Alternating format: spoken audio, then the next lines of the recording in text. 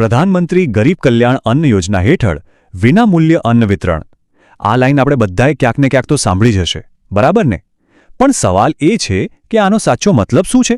કોને મળે છે આ મફત અનાજ અને કેટલું મળે છે? ચાલો આજે આ આખી વાતને એકદમ સરળ ભાષામાં સમજીએ.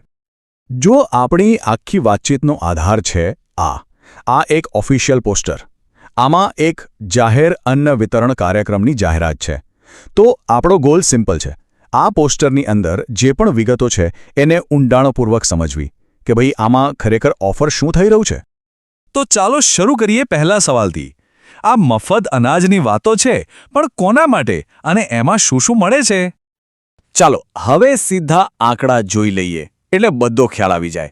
જુઓ, જે AAY એટલે કે અંત્યોદય અન્ન યોજનાવાળા પરિવારો છે એમને દરેક કાર્ડ પર 15 કિલો ઘઉં અને 20 કિલો ચોખા, અને જે PHH એટલે કે અગ્રતા ધરાવતા કુટુંબો છે એમને દરેક વ્યક્તિ દીઠ 2 કિલો ઘઉં અને 3 કિલો ચોખા મળશે.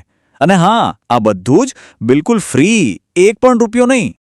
પણ એક મિનિટ, આપણે આ AAY અને PHHની વાત તો કરી, પણ આ છે કોણ? આ ટૂંકાક્ષરો તો સાંભળ્યા છે, પણ એનો મતલબ શું? કયા પરિવારો આ કેટેગરીમાં આવે છે? ચાલો આ ગૂંચવણ પણ દૂર કરીએ. ઓકે, તો સૌથી પહેલા છે AAY. એનું આખું નામ છે અંત્યોદય અન્ન યોજના. હવે આ યોજના ખાસ એવા પરિવારો માટે છે જેમને ગરીબમાં પણ સૌથી ગરીબ ગણવામાં આવે છે, મતલબ કે જેમને સૌથી વધુ જરૂર છે. સરકાર આ પરિવારોને શોધીને સીધી મદદ પહોંચાડે છે. અને હવે વાત કરીએ PHHની. આ એટલે પ્રાયોરિટી હાઉસહોલ્ડ્સ અથવા તો અગ્રતા ધરાવતા કુટુંબો. આ એવા પરિવારો છે જેમને રાજ્ય સરકારો નેશનલ ફૂડ સિક્યોરિટી એક્ટ હેઠળ પસંદ કરે છે. મતલબ કે એમને સબસિડીવાળું અનાજ મેળવવા માટે પાત્ર ગણવામાં આવે છે. હવે અહીંયા એક બહુ જ રસપ્રદ વાત છે જે સમજવા જેવી છે. આ આખું પોસ્ટર ખાલી મફત અનાજ વિશે નથી. હકીકતમાં આ એક 2 ભાગવાળી સિસ્ટમ છે. એક બાજુ છે તદ્દન મફત અનાજ અને બીજી બાજુ છે સબસિડીવાળી એટલે કે રાહત દરે મળતી વસ્તુઓ. ચાલો આ બંને વચ્ચે શું ફરક છે એ જોઈએ. આનાથી આખી વાત એકદમ ક્લિયર થઈ જશે.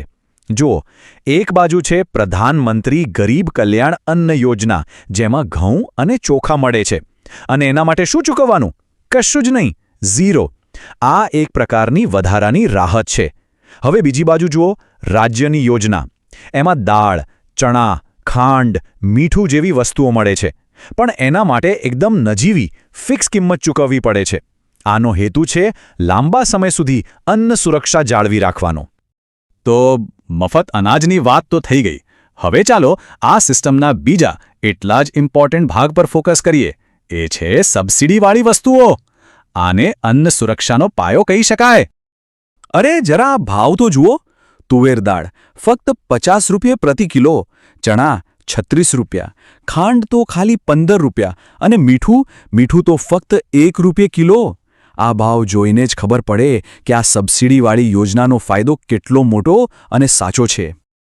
આ પોસ્ટરમાં એક બહુ સરસ વાત લખી છે. નાયબ મુખ્યમંત્રી શ્રી હર્ષ સંઘવીનું એક કોટ છે.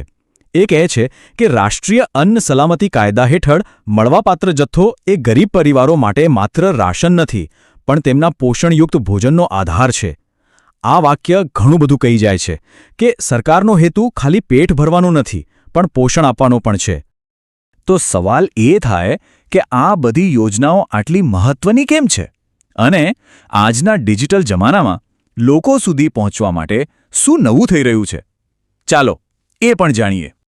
અને અહીં ટેકનોલોજીનો પણ સમસ ઉપયોગ થયો છે. જુઓ, માય રેશન નામની એક મોબાઈલ એપ છે. એટલું જ નહીં, આ પોસ્ટર પર એક QR કોડ પણ છે. આ બધું શું કરે છે? એ લાભાર્થીઓને પોતાના હકની બધી માહિતી સીધી એમના ફોન પર જ આપી દે છે. એનાથી બધું એકદમ ટ્રાન્સપરન્ટ અને ઇઝી થઈ જાય છે. તો ચલો ફટાફટ આખી વાતનો સાર સમજી લઈએ. પહેલો પોઈન્ટ, આ એક ડ્યુઅલ બેનિફિટ સિસ્ટમ છે, એટલે કે મફત અનાજ પણ છે અને સસ્તા દરે બીજી વસ્તુઓ પણ. બીજો પોઈન્ટ, આનો ટાર્ગેટ કોણ છે? સમાજના સૌથી વધુ જરૂરિયાતમંદ લોકો. ત્રીજો પોઈન્ટ, આ ખાલી રાશન નથી, આ એક ન્યુટ્રિશનલ સેફ્ટી નેટ છે, એટલે કે પોષણની સુરક્ષા. અને છેલ્લો પોઈન્ટ, ટેકનોલોજીનો ઉપયોગ કરીને માહિતીને બધા સુધી પહોંચાડવામાં આવી રહી છે. આ બધું જાણ્યા પછી મનમાં એક સવાલ જરૂર આવે. જેમ જેમ આપણી ઇકોનોમી બદલાઈ રહી છે, દેશ આગળ વધી રહ્યો છે, ત્યારે આવા મોટા પાયાના ફૂડ સિક્યોરિટી પ્રોગ્રામ્સનું ભવિષ્ય શું હશે? આ એક એવો સવાલ છે જે આપણને બધાને વિચારતા કરી દે છે.